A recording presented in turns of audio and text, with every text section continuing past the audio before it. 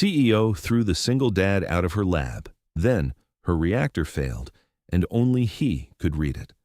The morning the regulators came to tour the Bishop Energy Research Campus, the man pushing the floor polisher down the corridor outside the reactor hall was a maintenance tech named Rajan Mehta, and he had stopped polishing again in front of the long observation window, watching the trend on the public status board climb a fraction it should not have climbed, the way he had stopped there every morning for a week. He was 50, sturdy and broad through the chest with warm, deep brown skin, thick salt and pepper hair, a short, full beard gone mostly gray, heavy dark brows, and dark, gentle, very tired eyes behind reading glasses he kept pushed up on his forehead when he worked.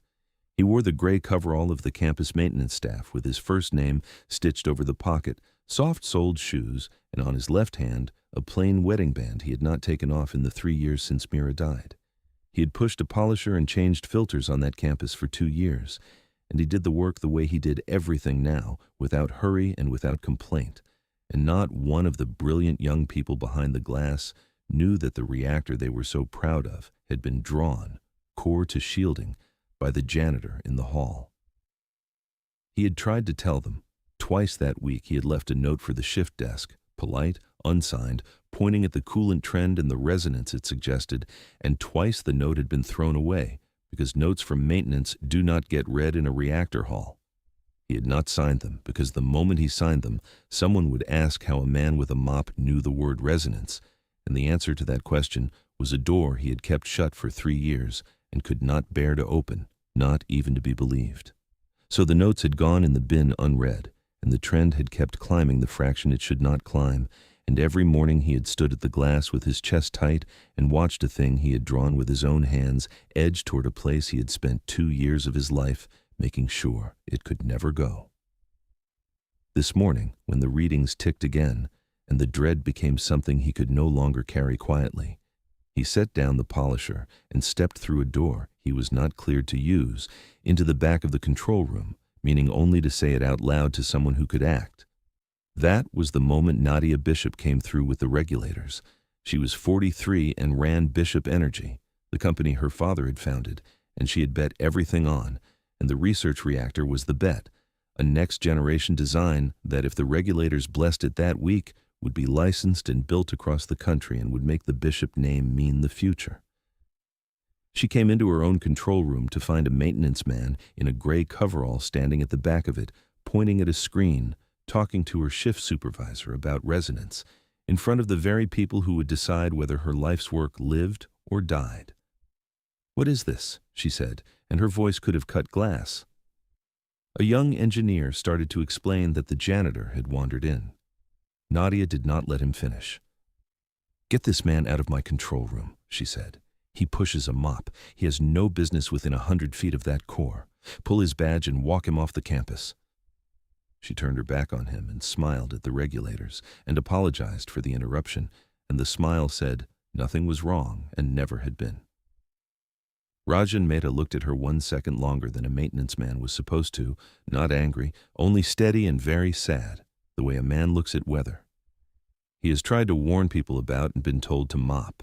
Then security took his arm, and he went, and he did not make a scene, because the reactor did not care about scenes, and on the shelf of his hall locker, taped to the inside of the door, was a folded sheet of construction paper with a child's drawing on it, a house and a sun and 2 stick figures holding hands, and none of them saw it, and he did not show them. He drove home to the small rented house near the school where Asha waited with the after-school sitter. Asha was 8, dark-haired, with her mother's habit of going very still when she was thinking. "You're home early, Papa," she said. "They didn't need me today," he said, which was the largest lie he had told her in a year, and she looked at him a moment with her mother's eyes and decided, kindly, to let him keep it. He made dinner, dal and rice, the way Mira had taught him, badly, and they ate at the table with the television off, the way they had eaten since she got sick.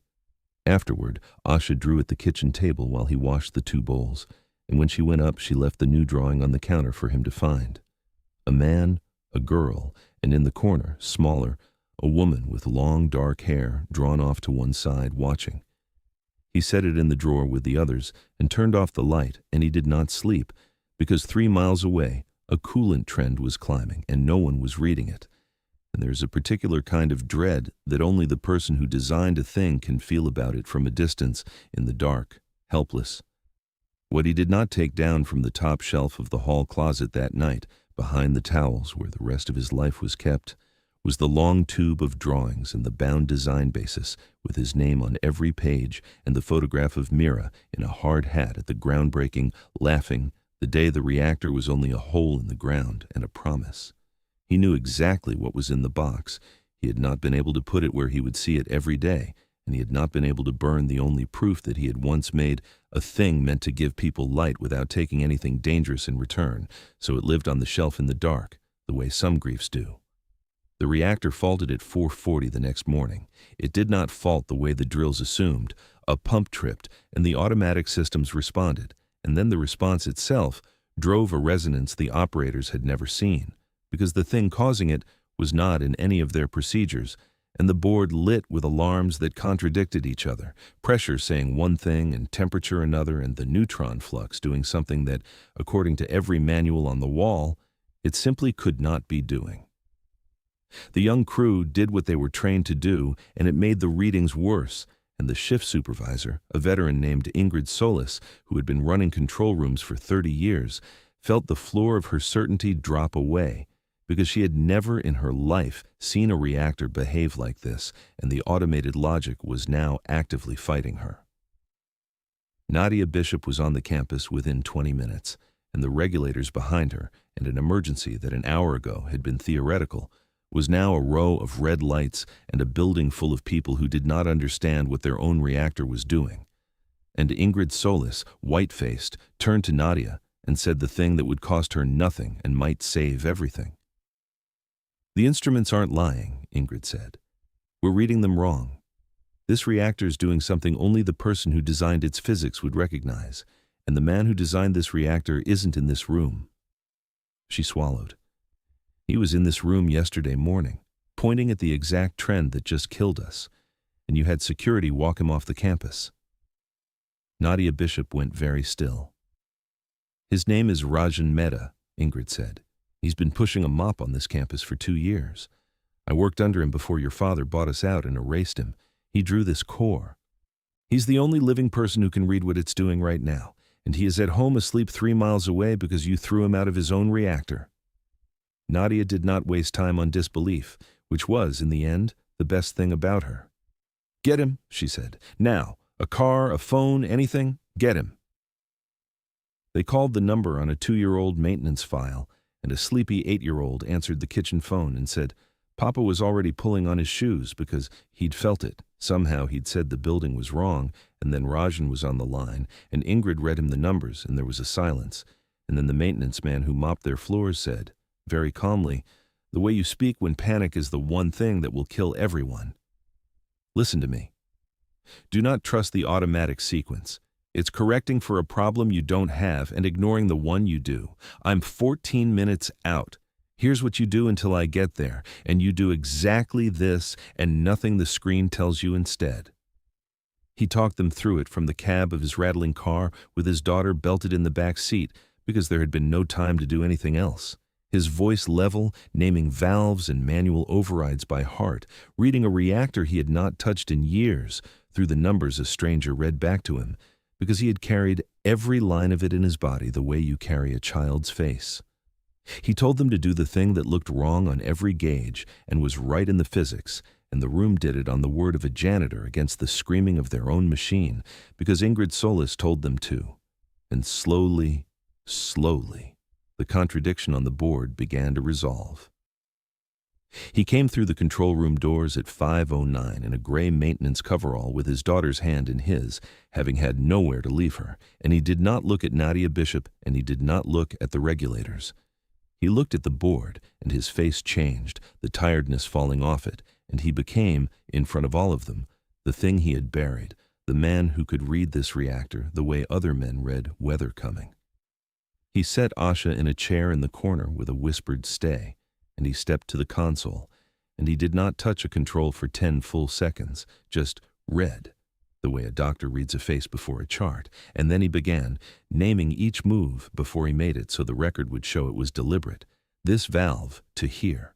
Hold, watch the flux, not the pressure. The pressure is lying to you. The flux is telling the truth. The young engineers wanted to follow the automatic sequence because the automatic sequence was what they trusted, and twice he stopped a hand reaching for the wrong switch, not sharply, just certainly. No, that's the move that ends us. And they believed him, because Ingrid Solis stood at his shoulder and nodded each time, staking 30 years on a janitor.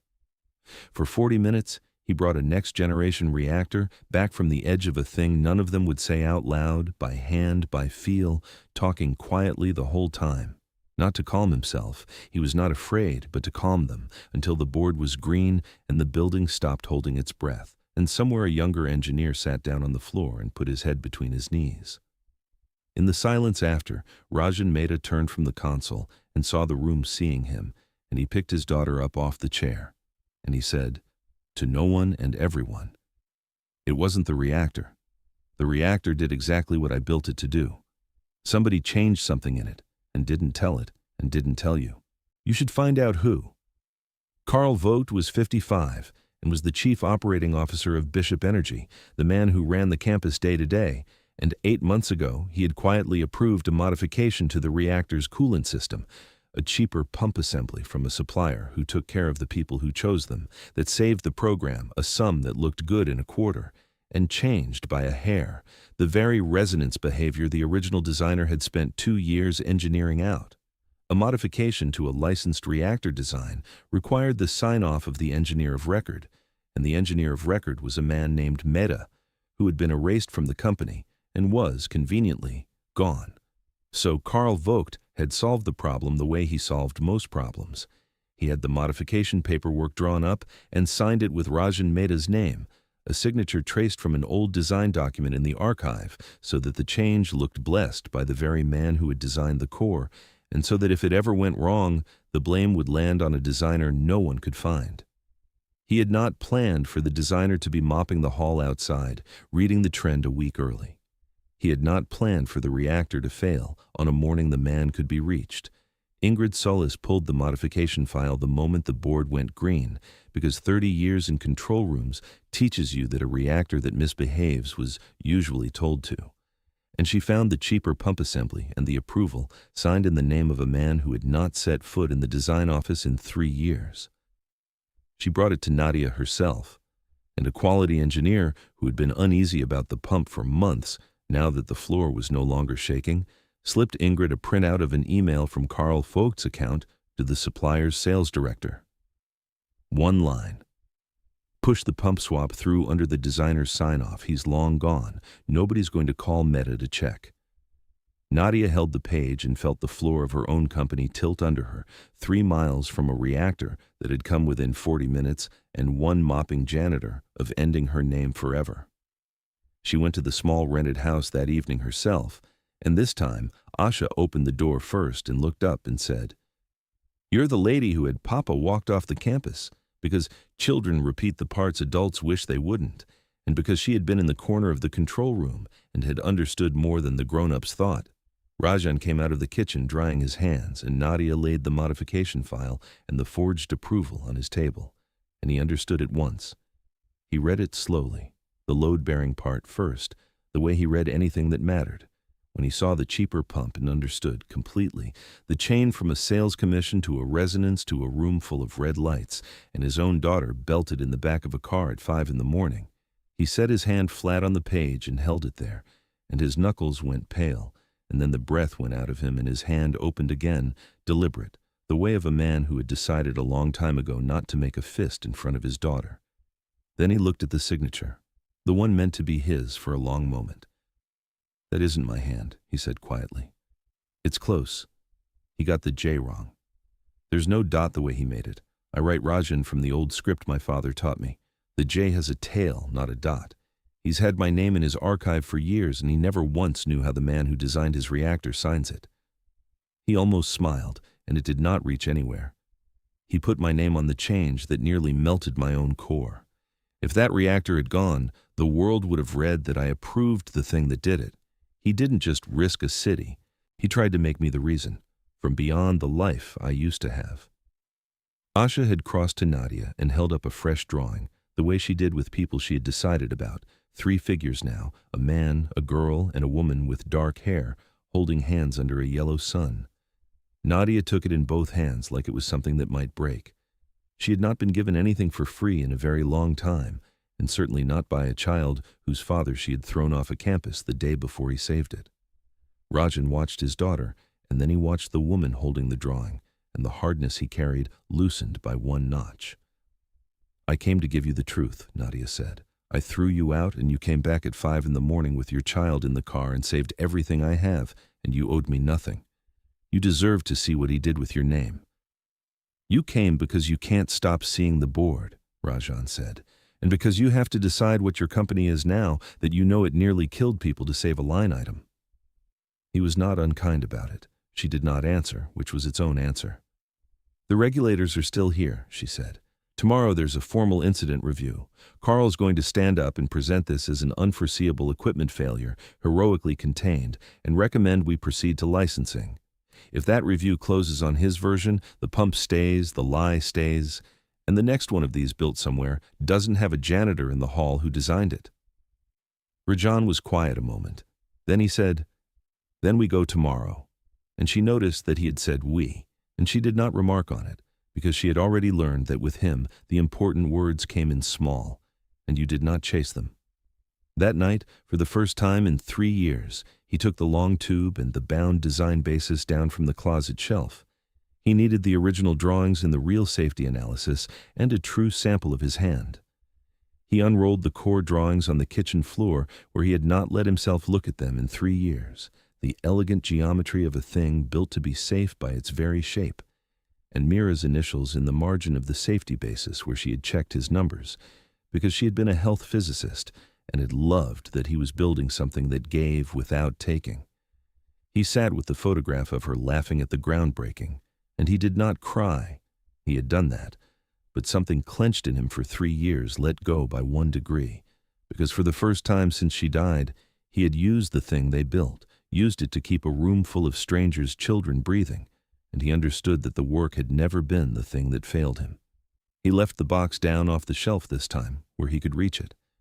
The incident review filled the campus auditorium the next morning, the regulators in the front row, the board, the press. A company like Bishop could not keep out after a night like that.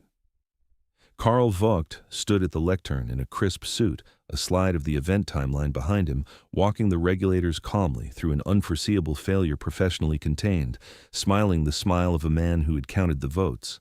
Nadia was meant to introduce him. She stepped to the microphone instead. "Before Carl presents," she said, "I'd like the regulators to hear from the engineer who designed this reactor." And the room turned, and Rajan walked in. He had traded the maintenance coverall for the one dark suit he owned, a little tight now, pressed that morning, and he carried the bound design basis under one arm. He did not look at the regulators. He found Ingrid Solis in the second row, still in yesterday's clothes because she had not gone home, and gave her the smallest nod, and the old operator's chin came up, and then Rajan set the design basis on the lectern beside Carl Vogt's slide. "My name is Rajan Mehta," he said. "I designed this reactor. Core, shielding, and the physics that is supposed to make it walk itself back from exactly the kind of event you watched yesterday. It did not fail. It was made to fail by a change to its coolant system that no one told it about, approved 8 months ago under my signature, which I did not write, because I have not worked here in 3 years. I have been mopping the hall outside that reactor. I left a note about the trend twice last week. They were thrown away." The screen changed because Nadia had seen to it, the original design basis beside the modification, the cheaper pump, the resonance it introduced laid over the trend that had climbed all week, and then his true signature beside the forged one, the dotless J against the tailed one, the difference ringed in red by an examiner who had worked through the night. Then the email, one line, pushed the pump swap through under the designer's sign-off. "He's long gone. Nobody's going to call Meta to check." "My wife checked the safety numbers in that design," Rajan said, and his voice did not rise.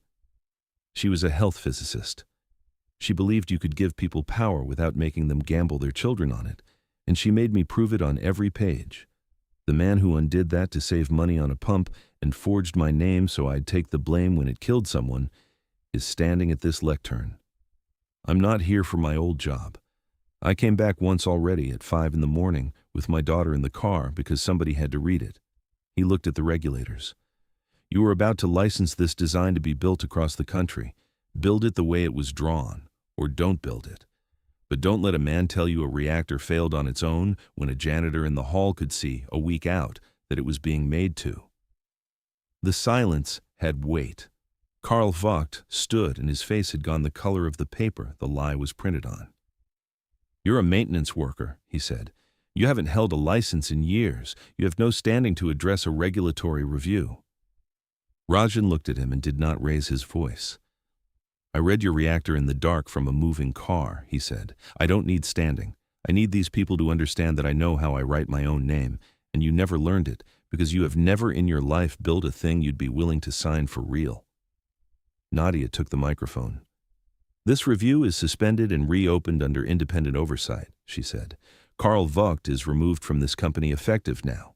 The modification is reversed, the pump comes out, and the forged approval, the supplier arrangement, and his own instructions in writing are with the regulator and the Attorney General as of this morning. 2 investigators were already at the auditorium doors, and Karl Vogt walked to them without resistance, which was somehow worse than if he had run. In the weeks after, the story moved through the scientific and trade press, and then the wires, the designer who mopped the hall and walked back in to save his own reactor. Vogt was charged with forgery, fraud, and reckless endangerment, and the supplier arrangement unwound under a subpoena. 2 executives who had let him run the campus, unchecked, resigned. Nadia declined every interview and gave 1 written statement, 11 sentences long, and signed her name to it. She pulled the program back from licensing, voluntarily, at a cost that staggered her board and rebuilt it around the original design, and went to the families of the night crew who had been in that building at 4:40 and thanked each of them in person and listened to what the fear had cost them and did not interrupt.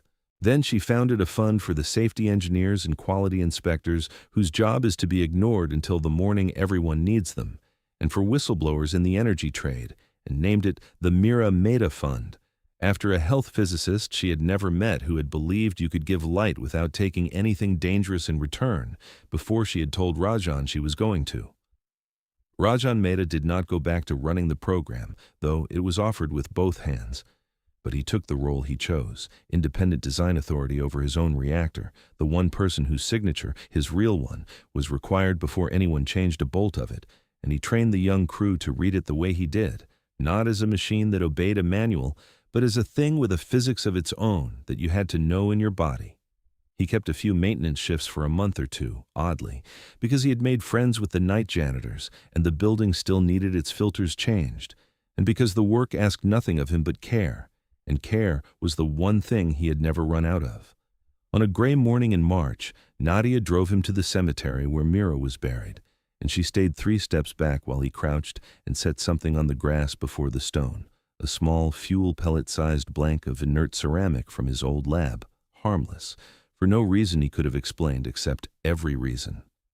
She heard him say, low, not quite to anyone, I used it, Mira, the thing we built. I used it to keep a room full of people's children safe. And then, softer, you were right. It was never the work that broke my heart. It was being too afraid to touch it again. He did not say more. Nadia did not come closer. She understood that her place at that moment was not nearer, and that there are things a man says to a stone that a living person is only allowed to stand near, and not inside. Nadia started coming by the house on the weekends, first with company business and then with none, and she traded her heels for flats that got scuffed and learned the names of Asha's library books, and let the girl beat her at a card game whose rules changed whenever Asha was losing. One evening she watched Rajan teach Asha to balance a chemistry of baking, his big hands over the girl's small ones, measuring soda into a bowl. Slow, no wasted motion, the same care she had seen him turn on a reactor at the edge of the unthinkable. You respect what's in the bowl, he told her. You measure twice. You don't guess because the thing in the bowl doesn't care how busy you are. Asha measured twice, and the bread rose true, and she looked up at him with the pride of a child trusted with a real thing. And Nadia, watching from the doorway with a cup of tea going cold in her hand, understood that this was the whole of him, that the physicist and the janitor and the father were one quiet man all the way down, and that she had thrown that man out of a room he had built before she was ever brave enough to build anything herself. On a clear Saturday in spring, the three of them went out to a field beyond the campus to watch a kite, because Asha had wanted to, and from the rise you could just see the dome of the reactor in the distance, quiet and green-lit and safe, doing exactly what it had been drawn to do, and Asha got the kite up on the first try because her father had built it right. Asha looked back from the end of the string and asked, "Are you going to stay with us forever?" of Nadia, the way children ask the questions adults are too careful to, and Nadia glanced at Rajan, who had stopped paying out line and was looking at her, and she said, "I'm thinking about it." Rajan handed Asha the spool and asked her to keep it steady, and the girl did, fierce with the responsibility, and he stepped beside Nadia in the spring wind. "You don't have to promise a child something you haven't promised yourself," he said. "Especially this one. She's read you better than the rest of us." "I'm promising both of them," Nadia said, at the same time. He looked at her a long moment, this woman who had thrown him out and then trusted a janitor's voice against her own machine when it mattered most. Then he raised his hand and tucked a loose strand of hair behind her ear with the back of one knuckle, the first time he had touched her in all the weeks she had been coming. She did not pull back. He did not move closer. It was a moment, no more, but it was long enough for both of them to know it had finally arrived. Asha hollered that the kite was getting away, and it was not, but Rajan went and put his hand over hers on the spool anyway, and Nadia came and put her hand over both of theirs, and the three of them brought the kite down together, slow and steady, the way you bring a thing home. By summer, Asha had her own small notebook where she wrote down, in careful columns, the things her father taught her to measure twice, and her own safety glasses on a hook by the kitchen door, and the photograph of the woman laughing at the groundbreaking sat in a frame where Rajan could see it while he worked. Nadia let most of the old life go, the licensing races, the rankings, the rooms where a reactor was only a bet, and she found, by the third month, that she did not miss any of it. A man had been thrown out of a lab he had designed every inch of by the woman whose whole future it was. The morning before, it nearly killed her. Some people put their name on a thing in lights and call it theirs and dare the world to argue. Others draw it so carefully it can save a building full of strangers from the edge. And then, when grief takes everything else, go push a mop past it in silence rather than feel what it cost them.